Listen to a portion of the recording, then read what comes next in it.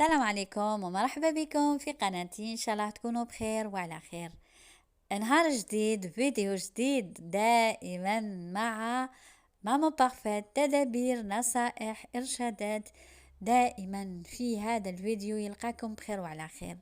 شكرا جزيلا إلى كل المتابعين والمتابعات الأوفياء اللي كانوا دائما يضربوا طلة ويعطيوا لي تعليقات: ماما بارفيت وين راكي غايبة؟ راني هنا. نقولوا الله المستعان، ان شاء الله كل عطلة فيها خير، وبعد الشدة تجي الفرجة بإذن الله. المهم الصحة والستر، هذا واش يقول بنادم.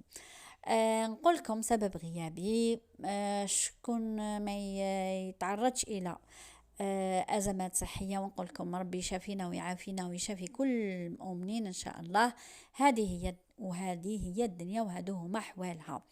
ماما بارفيت اليوم دخلت بدخلة جديدة اللي هي الميناج، الروتين يومي. واش يقولوا تقريبا، على بالكم احنا نحبوا الشغل في قبل رمضان شعبان.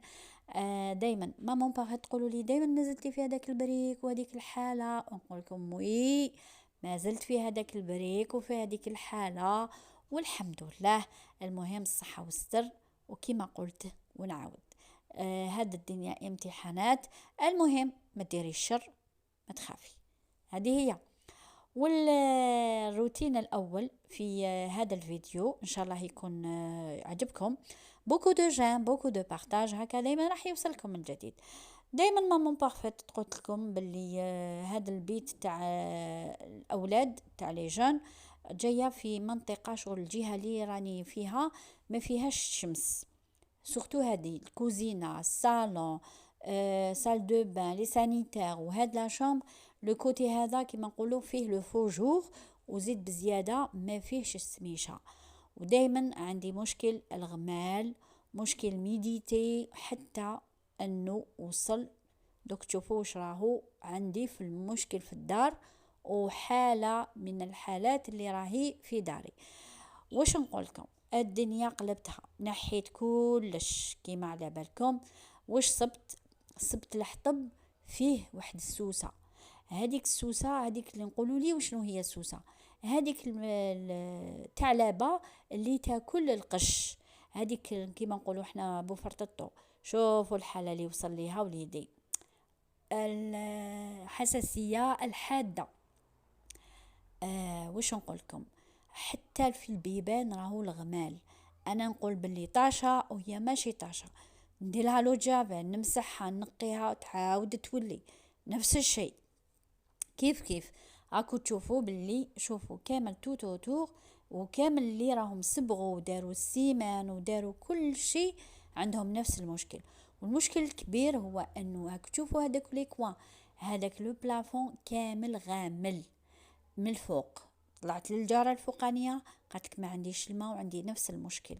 دونك حنا كنت نجي الباتيمون الاخراني، شغل انا الحيط تاعي هو الاخراني، دونك ما جيتش في الوسط. كيف كريم راكم تشوفوا، شوفوا حتى مور الباب، اون بليس ما نمسحش حتى الخزائن، ولاو يطلقوا لي الريحه كو مالغري كو تشوفوا لا ديستانس، وكل حاجه ولات تنحل. دونك هنا راهو مشكل كبير.